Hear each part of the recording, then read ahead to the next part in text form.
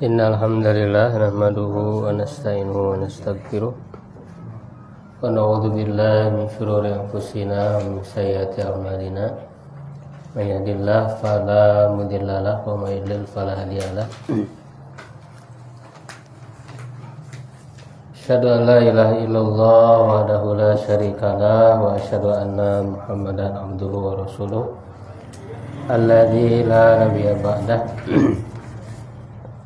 Ma ba'du, alhamdulillah para bapak ibu jamaah rahimakumullah. Dengan izin Allah di malam hari ini kita kembali dipertemukan oleh Allah untuk sama-sama belajar ya, mengkaji hadis-hadis Rasulullah SAW ya dalam kitab Bulughul Maram yang berisi hadis-hadis berkaitan dengan hukum-hukum ibadah ya dan juga muamalah.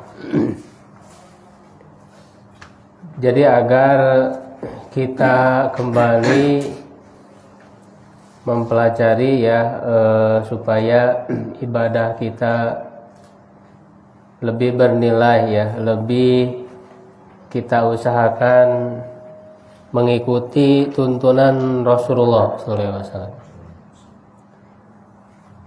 Ya, jadi umat Islam itu kan dia punya pegangan ya, panduan dalam hidupnya itu Al-Quran dan Sunnah. Ya, bahkan dengan Al-Quran dan Sunnah itu, kalau kita berpegang kepada keduanya tidak akan pernah tersesat. Nah, Al-Quran dan Sunnah itu lengkap, berisi semua ajaran Islam di situ. Ya, cuman tidak banyak ya umat Islam yang mengkaji kepada Al-Quran dan Sunnah. Padahal setiap Muslim berhak untuk belajar. Jadi yang belajar Al-Quran dan Sunnah itu bukan hanya ulama aja gitu. Ya, kalau orang awam ya seakan-akan nggak boleh langsung baca hadis gitu, nggak boleh langsung baca. Padahal Quran dan hadis itu ya harus tahu. Semua orang Islam tentu pemahamannya akan bertingkat-tingkat. Ya, itu makanya orang-orang yang tidak benar-benar ingin mengajarkan Islam, ya mereka mencukupkan diri dengan perkataan-perkataan mereka saja. Ya, bahkan bisa jadi untuk mengelabui. Ya, hanya mengikuti perkataan-perkataannya saja, tidak mempelajari langsung bagaimana ayatnya, bagaimana hadisnya, sehingga tidak sedikit perkataan-perkataan yang menyelisihi Al-Quran dan Sunnah. Dan itu kalau oleh orang yang tidak tahu, oleh orang yang awam, itu ya mereka tidak merasa bahwa itu bertentangan. Ya, muncullah hurufat gitu, kisah-kisah yang tidak benar. Nah, ini hati-hati, Pak. Makanya betul kata Rasulullah, kalau orang itu tidak ingin sesat, pegang teguh Quran dan Sunnah. Ya, sehingga kita tahu orang itu keluar dari Quran dan Sunnah atau tidak. Itu sebagai ukurannya. Karena saya lihat banyak, Pak, video-video sekarang itu bertebaran, orang ngomong tidak berdasarkan ya Al-Quran dan Sunnah, cerita-cerita yang aneh-aneh gitu kan. Tidak sedikit, Pak, orang-orang yang menyesat. Oleh karena itu, mari kita sama-sama ya belajar langsung kepada Al-Qurannya, kepada hadisnya. Ya, jadi tahu langsung bagaimana Rasul bicara. Karena ilmu dalam Islam itu sumbernya itu langsung apa yang dikatakan oleh Allah, apa yang dikatakan oleh Rasul, dan itu kita yakini pasti benar. Adapun perkataan manusia biasa bisa benar bisa salah gitu ya. Nah, di sini ada kertas yang dibagikan, yaitu ini baru beberapa hadis ya dari Bulughul Maram. Yaitu kita sudah sampai di hadis yang ke-9 ya, sebelumnya itu berkaitan dengan hukum masih tentang air ya.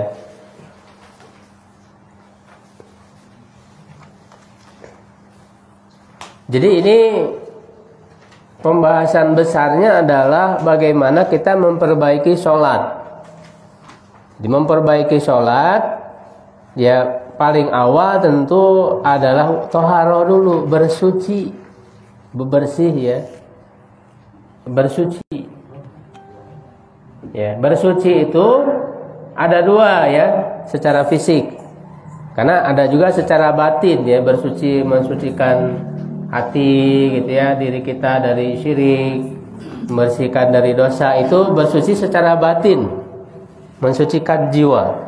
Ya, tapi yang dibahas di dalam fikih itu bersuci secara fisik. Bersuci secara fisik ya itu ada dua ya, bersuci dari hadas dan bersuci dari najis. Ya, hadas dan najis beda apa tidak? Apa bedanya? Jadi ada yang disebut hadas, ada yang disebut najis. Ya, kalau najis itu kayak air kencing ya, kotoran.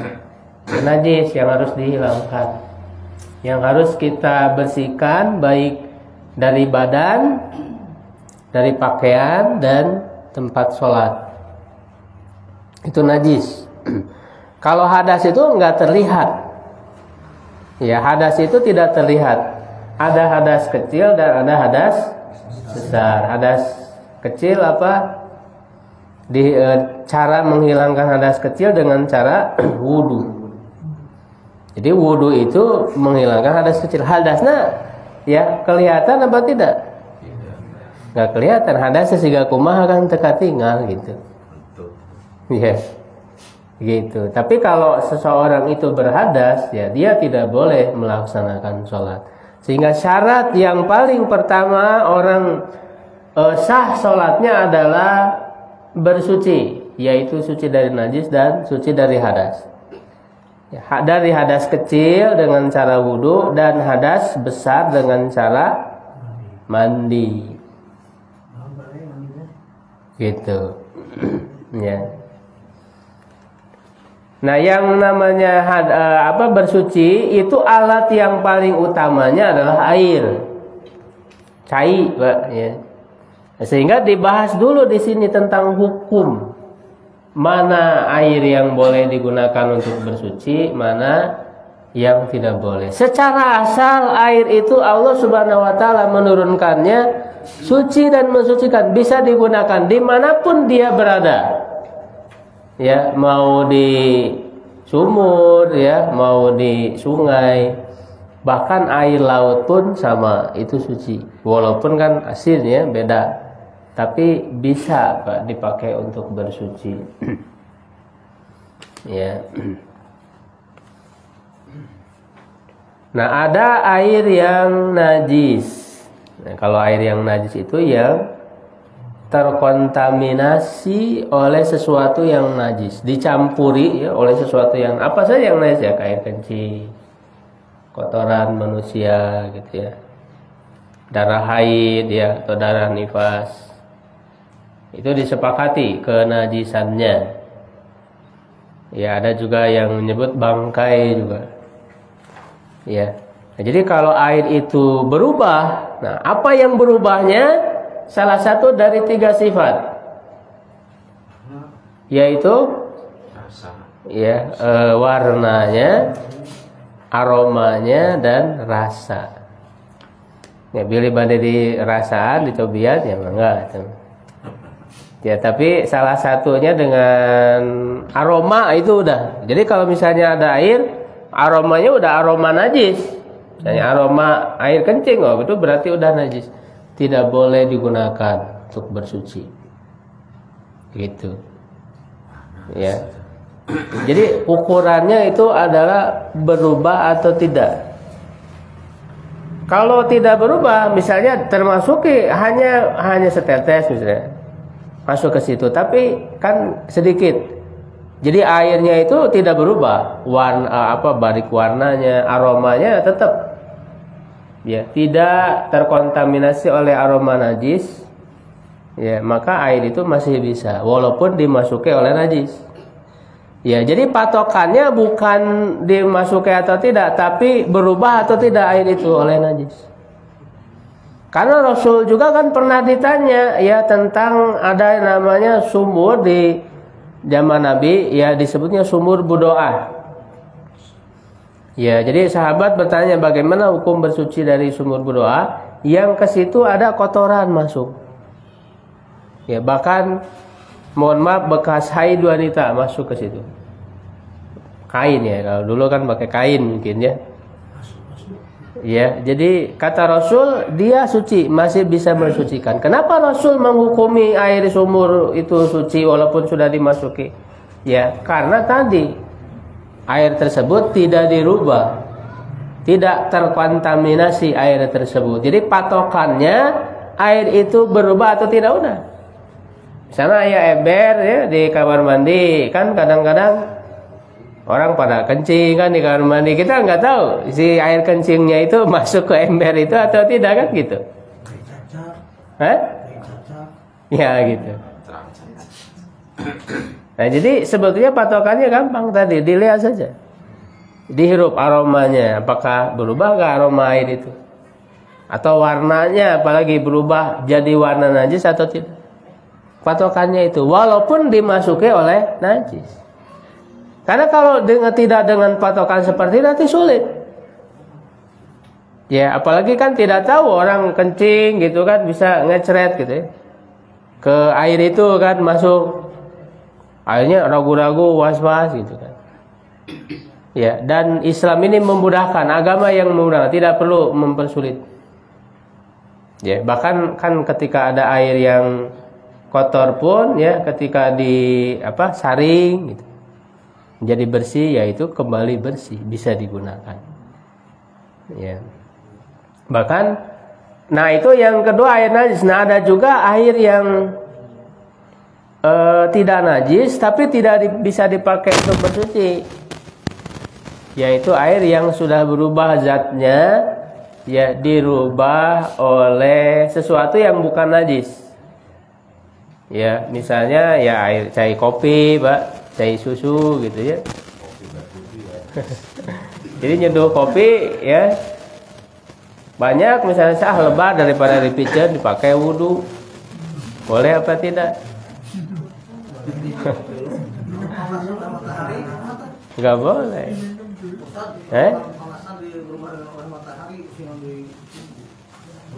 Boleh, nggak apa-apa.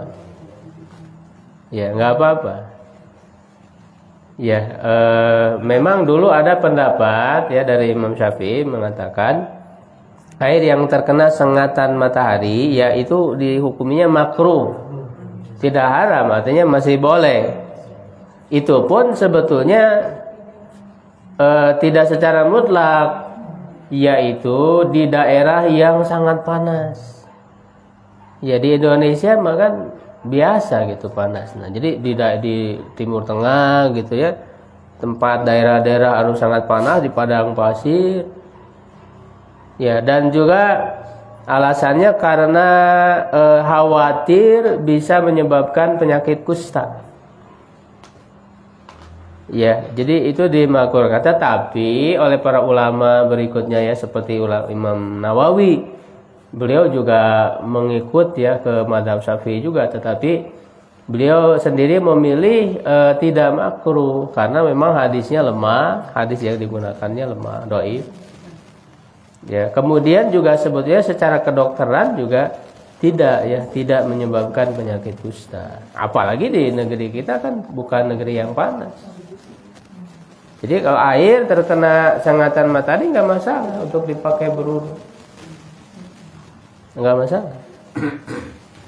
Ya, nah tadi jadi kalau misalnya air itu tercampuri oleh kopi, susu, ya udah berubah itu zatnya. Bukan lagi air murni, karena air yang bisa digunakan bersuci itu air yang murni, air yang mutlak. Jadi geus berubah kan jadi kopi ya mah, sanes cai deui. Berubah jadi susu, air susu. Ya atau dimasuki tanah banyak, ya jadi letak. Si airnya itu bukan lagi air. Nah, itu nggak bisa dipakai bersuci. Ya, jadi dia disebutnya itu suci tapi tidak mensucikan. Ya, tidak bisa mensucikan. Kalau suci, misalnya kopi kan boleh diminum. Suci artinya halal gitu kan, bisa diminum. Tapi tidak bisa dipakai wudu, tidak bisa dipakai mandi. Begitu ya. Nah, cuman selain yang najis tadi, di dalam hadis-hadis yang sudah dibahas, yaitu ada larangan-larangan dari Rasul. Seperti air yang tergenang ya, jangan kencing di situ. Ya, jangan mandi junub di situ. Ya, walaupun bukan karena najis, karena belum tentu jadi najis kan tadi. Apalagi kalau airnya banyak gitunya. Ya, walaupun kencing di situ kan belum tentu merubah air yang banyak itu. Tapi dilarang oleh Nabi. Kenapa? Ya kurang beradab ya gitunya. Kencing di air gitu. Ya juga membuat orang jijik, memadorotkan. Kan air itu digunakan oleh orang-orang Islam. Makanya di sini mengajarkan Rasul mengajarkan jangan jorok. Ya, jangan jorok, umat Islam itu bersih. Bahkan orang-orang barat itu kan dulu belajar bersih itu dari orang-orang Islam. Dari orang-orang Islam. Orang Islam itu minimal ya, mandi itu kan minimal seminggu sekali untuk Jumat gitu. Ya, maksimalnya kan kita setiap hari gitu mandi. Orang-orang barat itu dulu mereka punya kepercayaan ya, mitos-mitos. Seperti Ratu Isabella ya enggak mandi-mandi itu. Ya, dianggap kotoran dari badan yang menempel di baju itu berkah katanya. Iya. Itu ada keberkahan di situ. Nah, itu khurafat ya, mitos. Ya, nah, Islam ini mengajarkan kita untuk bersikap bersih ya, tidak jorok gitu ya. Begitu.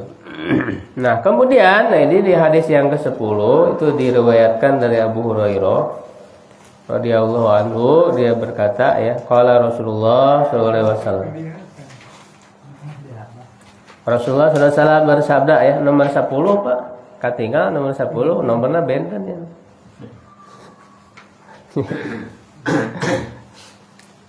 Nomornya nomor huruf Arabnya biasa. 10 Pak titik ya, sarang apa? 1 sarang titik. Hiji sarang titik. Qala Rasulullah SAW, Rasulullah SAW bersabda. Ya, biasa maos Arabna Pak. Aya harokatan. Latihan lagi teh ka ieu Pak, kumaha. Ya, tuhuru ina yahdikum, sucinya tempat air seseorang di antara kalian ya, tempat air ya wadah ya. Ya idza walagha fihil kalbu, ya apabila dijilat oleh anjing. Ini kalau dijilat anjing, Mbak, an yaghsilahu sab'a marratin. Ya, adalah ya ia mencucinya sebanyak 7 kali. Jadi dicuci 7 kali ya, ulahunna biturab. Yang pertamanya dengan air.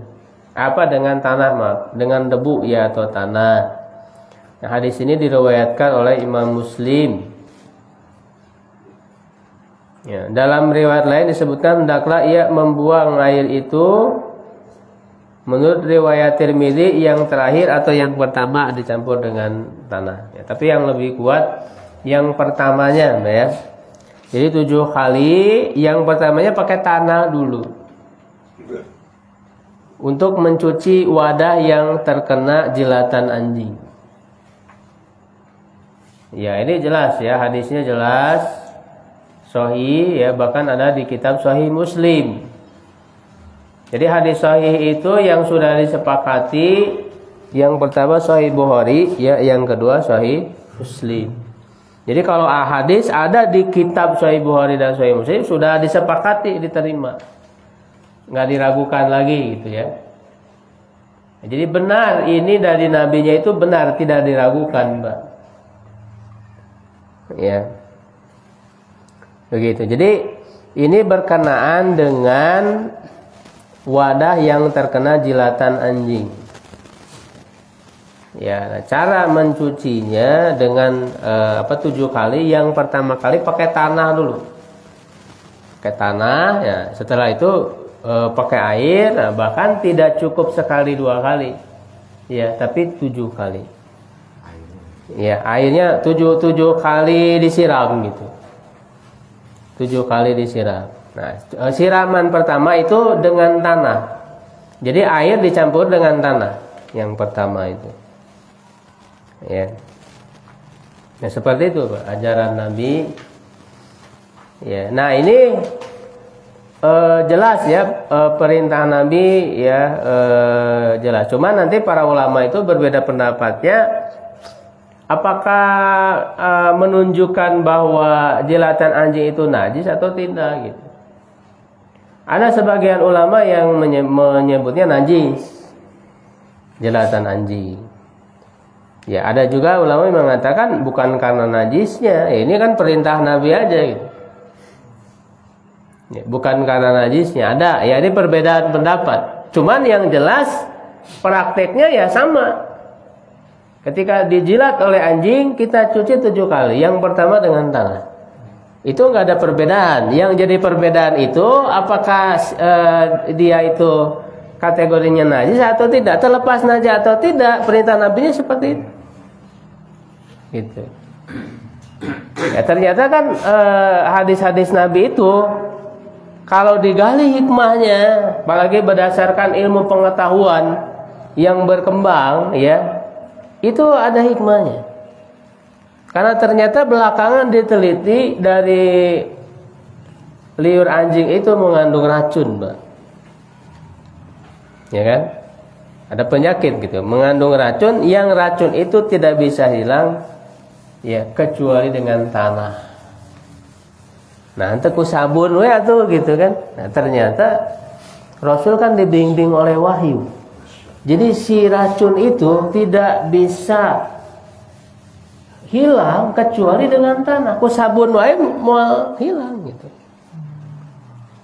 Ini menunjukkan kehebatan Nabi. Karena Nabi itu kan setiap yang dia ucapkan, apalagi berkaitan dengan hukum, ini langsung dari Allah. Allah yang Maha tahu segalanya. Allah yang Maha mengetahui bagaimana cara menghilangkan racun yang ada di atau virus ya yang ada di liur anjing itu. Ternyata cukup dengan tanah. Tekudu diganti ku sabun, Pak. Ya, diganti ku rinso gitu ya. Enggak perlu. Karena Rasul mengajarkannya dengan tanah, ya sudah. Ya. Sudah ya gitu. Nah itu, Pak, ya. Nah makanya kita harus berhati-hati ya dengan anjing. Ya, makanya orang Muslim itu tidak ada yang memelihara anjing. Orang Islam itu.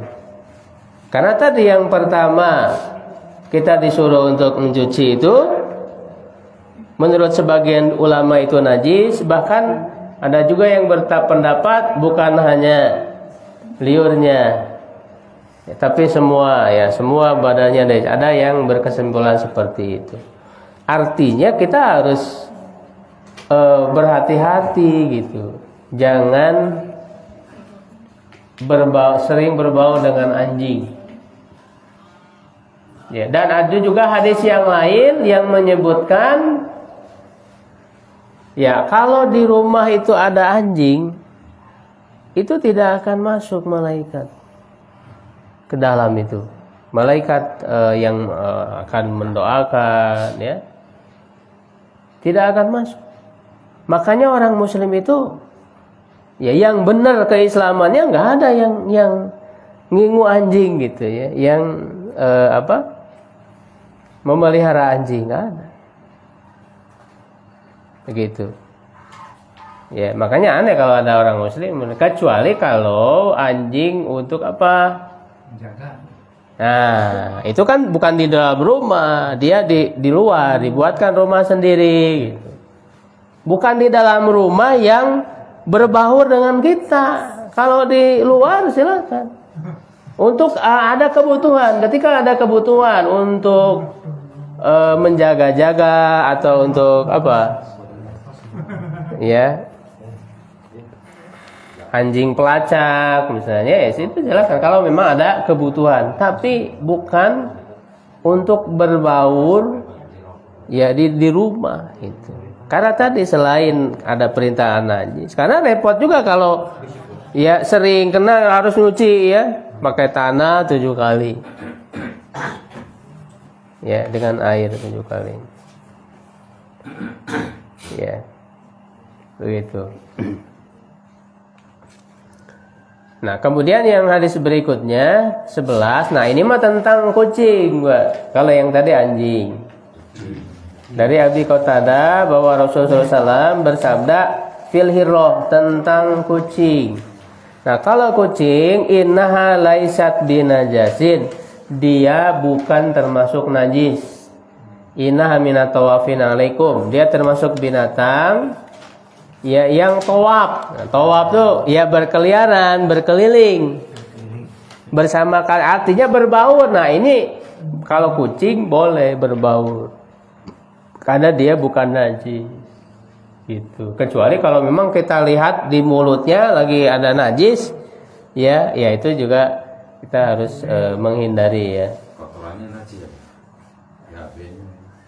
Kotorannya ya ada sebagian ulama menyebut najis. Ya, kalau kotorannya ya ada sebagian ulama menyebut najis. Kotoran hewan termasuk juga kucing. Ya. Gitu.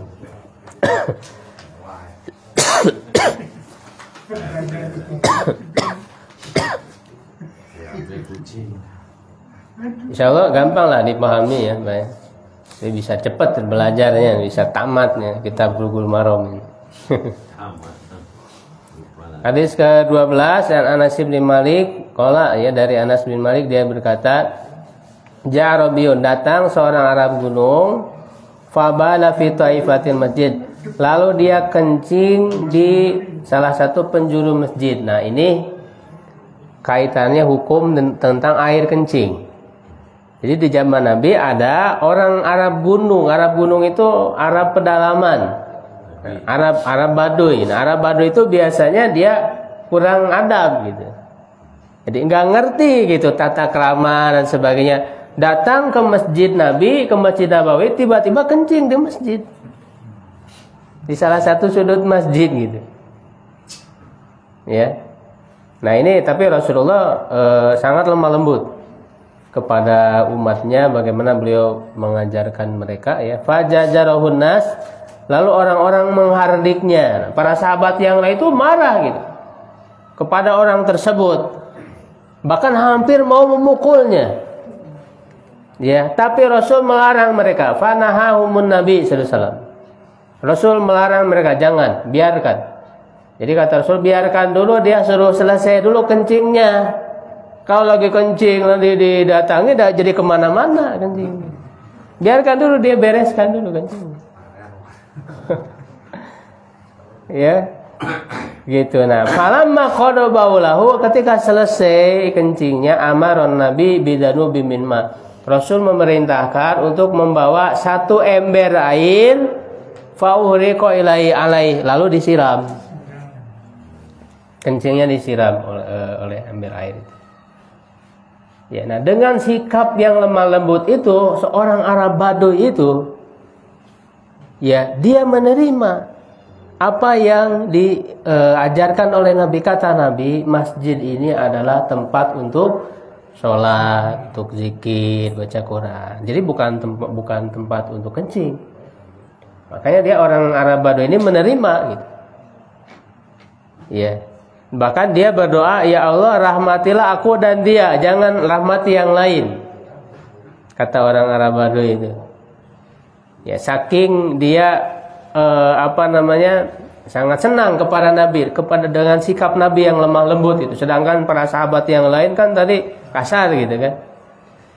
Ya, kata Rasulullah, jangan kamu mempersempit yang luas, karena rahmat Allah itu luas. Ya, jadi saking sampai seperti itu. Ya, bagaimana orang Arab Baduy ini mendapat kelemah lembutan dari Rasulullah. Ini sebagai salah satu cara ya bagaimana Rasul itu mendidik, mengajar, ya tidak kasar. Ya mungkin orang Arab Baduy berbuat seperti itu karena belum paham. Ya tidak tahu gitu. Makanya diajarkan. Makanya ke anak-anak kita juga diajarin dulu, Pak, jangan langsung dimarahin melulu. Ya, diajarin dulu, dikasih paham dulu gitu ya. Setelah mereka paham baru diingatkan kalau lupa ya. Jangan langsung dimarahi. Ya, kadang-kadang kan kita cepat langsung memarahi gitu, padahal belum kita ajarkan. Ya, diajarin dulu biar paham. Ya, nah ini hadis ini menunjukkan bahwa air kencing itu najis. Ya, air kencing itu najis dan dia dihilangkan dengan air itu disiram. Karena beda masjid di zaman Nabi dengan zaman sekarang. Kalau zaman Nabi bagaimana masjidnya, lantainya? Nah, itu kan kerikil-kerikil, Pak. Jadi tanah gitu. Kalau kencing di situ disiram, nyerap. Kencingnya itu nyerap ke dalam, menyerap ke dalam. Nyari keramik sih kaki banyak kudu dielap gitu. Wah, nyerap di banjur unggul mah. Jadi menggenang. Jadi harus dicuci, dilap, dicuci. Ya, kalau di zaman Nabi disiram aja karena memang masjidnya seperti itu. Tuh. Ini menunjukkan bahwa air kencing itu termasuk najis. Ya, itu jelas ya. Sudah azan, Pak? Belum. Belum ya. Lanjut ya, berikutnya dari Ibnu Umar, ya anaknya Umar bin Khattab, ya, Abdullah bin Umar. Dia berkata, Rasulullah SAW bersabda, dihalalkan bagi kami 2 bangkai dan 2 darah. Nah, bangkai kan secara umum haram, karena kata Allah dalam Al-Quran ya, diharamkan itu hurimat alaikul maitah, bangkai. Ya, wadamu darah, walamul hijir, babi, daging babi, wa ma uhilla li ghairillah, yang disembelih untuk selain Allah, itu 4 disebutkan yang haram. Nah, dalam hadis ini ada yang dikecualikan. Ada bangkai yang tidak haram dan ada darah yang tidak haram. Apa itu? Ada 2. 2 bangkai yang halal adalah bangkai belalang dan ikan. 2 darah adalah hati dan jantung. Jadi hati dan jantung itu mungkin ada kumpulan darah juga di situ. Hati dan jantung, tapi dihalalkan, boleh dimakan. Sedangkan yang lainnya haram, Pak. Ya, jadi bangkai itu kan yang tidak melalui penyembelihan sesuai syariat. Ya, yang namanya menyembelih ya kayak ayam kan, gitu kan, disembelih pakai pisau atau golok. Ya, ada urat-urat yang yang putus di lehernya itu. Ya, urat-urat yang putus, lalu dia meninggal. Nah, karena disembelih maka dia halal, bukan bangkai. Tapi kalau matinya bukan karena disembelih, itu bangkai. Ya, haram ayam tiba-tiba mati di jalan gitu. Ya, ketabrak atau kumaha gitu. Bukan dengan cara disembelih. Makanya hati-hati juga kita makanan-makanan ya. Apalagi yang disembelihnya bukan oleh orang Islam. Ya, tidak dengan cara yang syar'i. Ya, ada yang digetok gitu Pak ya, kepalanya kan gitu. Itu tidak sesuai, itu tidak secara syar'i, Pak. Ya, atau si ayamnya langsung dimasukin ke air panas. Itu berarti bangkai, jadi bangkai. Ya. Jadi bangkai secara asal haram. kecuali bangkai belalang dan ikan. Jadi ikan walaupun dia mati sendiri gitu di air itu ngambang, nah itu boleh diambil, boleh dimakan. Ya. Begitu juga tadi darah. Hati-hati nih dengan darah ya, anu mencit ya, di tandean gitu ya, darahna digoreng. Nah, itu haram, Pak. Marus ya namanya itu kan. Aya masih aya itu. Kami udah mirip bahasa hati. Hah? Oh, berarti pernah makan, Pak. Itu haram, Pak, enggak boleh. Pak. Saya sering dulu. Enggak boleh. Marus itu haram. Karena jelas itu darah itu haram. Ya. Makanya waktu kita mau memasak ayam, daging atau apa, cuci dulu kan yang bersih dari darah. Makannya. Iya. Gitu. Ya. Darah digoreng. Nah, kenapa hadis ini dimasukkan dalam bab ini? Ya, karena ini tentang bangkainya itu ya. Karena di dalil lain disebut ada bangkai itu juga selain haram dia najis. Gitu. Selain haram dia juga najis. Dan juga darah. Sebab ada perbedaan pendapat. Ya, kalau darah haid, darah nifas ya dari wanita itu sepakat itu najis. Tapi kalau darah secara umum itu ada perbedaan pendapat. Ada yang mengatakan najis, ada yang mengatakan tidak. Tapi ya lebih baik kita hindarkan gitu ya. Jangan sampai ada darah, bekas darah di pakaian kita, di tubuh kita. Ya, kita usahakan dibersihkan lah gitu kan. Kecuali memang dalam keadaan darurat kan, orang misalnya sedang berperang di medan perang Pak. Itu kan ada darah atau apa ya, dia dalam keadaan darurat seperti itu boleh sholat gitu ya dengan ada darah dalam keadaan darurat di medan perang. Karena itu pernah terjadi juga di zaman Rasul. Para sahabat sholat sedangkan darah itu ada mengalir tubuh mereka. Ya itu bisa dipahami dalam kondisi darurat seperti itu. Ya, tapi diusahakan kalau tidak darurat, ya itu dihindari lah. Ya dihindari. Nah, ini juga kaitannya dengan apa namanya wadah ya, tempat air, kulit. Biasanya kulit juga dulu ya, apalagi di zaman Rasul itu banyak alat-alat ya wadah itu yang terbuat dari kulit, Pak. Ya, sekarang juga kayaknya masih ada ya wadah-wadah yang berasal dari kulit. Nah itu kan walaupun dia berasal dari bangkai kulitnya itu bisa dimanfaatkan setelah disamak dulu. Jadi sisa-sisa yang ada di kulit itu dibersihkan, disamak Pak istilahnya. Biasanya pakai apa itu Pak disamaknya? Ya bisa pakai daun salam, ya zat-zat yang keras, yang apa namanya, yang pedas, yang lada, yang bisa menghilangkan sisa-sisa yang ada di kulit. Setelah itu bisa digunakan si kulit itu, termasuk juga salah satunya untuk wadah air tadi itu, yang digunakan untuk berwudu. Ya.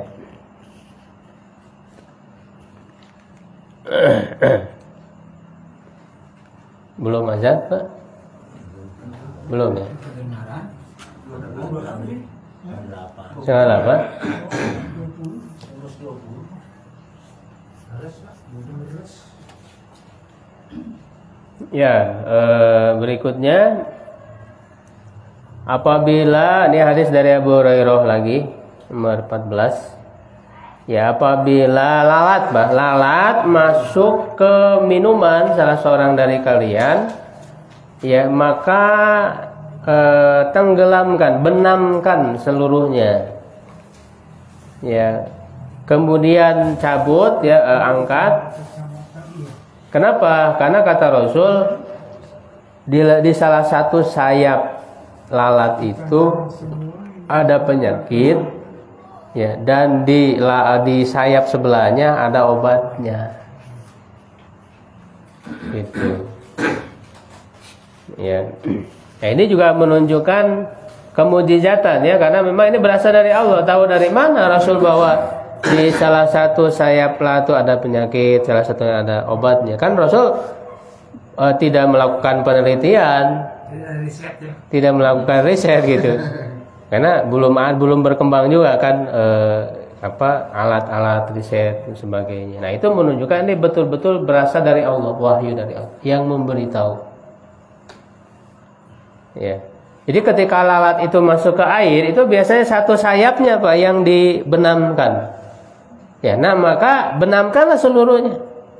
Ya, agar satu sayap yang menyebarkan penyakit itu lalu di satu sayapnya lagi ada penawarnya. Obatnya. Ya, dilalapkan. Nah, sehingga dengan begitu, nah bagaimana hukum airnya? Nah, ini menunjukkan hukum airnya tersebut boleh diminum. Secara kesehatan aman gitu kan. Nah, juga termasuk tidak najis. Kalau najis otomatis Rasul akan melarang. Ini menunjukkan air itu tidak najis ketika dimasuk ke oleh lalat. Nah, bagaimana nasib lalatnya? Ya ketika dilalapkan itu, ya mati kan gitu. Dibuang. Ya, dia mati ya dibuang Pak, jangan diminum. Ya tong diminum jeung lalatna gitu. Nah, ini menunjukkan ada bangkai hewan yang kecil yang tidak punya darah, Pak, yang nggak ada darah. Ya, itu tidak mengapa. Jadi dikecualikan, jadi tidak najis. Ya, tidak najis. Jadi bangkai yang tidak ada darah, seperti lalat, ya, ya atau yang lainnya, itu ada sebagai pengecualian. Ya. Allahu a'lam bishawab. Ya, sudah isya. Lalat juga bisa ya darah.